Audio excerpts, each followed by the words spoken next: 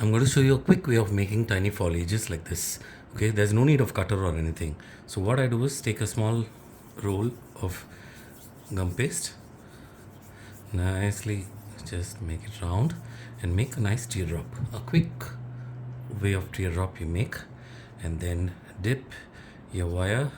This is a 26 or 28 wire you can take according to your size of thing you want, and just enter it here in the center. And now I'm just going to roll it here. Just see how much sharp you want. You can just roll it, depends upon how you wanted it. And then just press this here.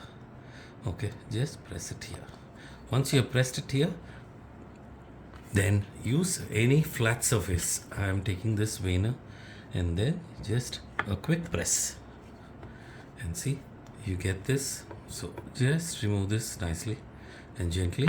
Once you have done that, use your veiner. Just keep this here to your veiner, and then keep it 1 2 3 press. That's it. Now see, just squeeze this guy here and see how beautiful you have a nice foliage. Okay, hope you guys like this small tutorial, a quick and easy foliage tutorial.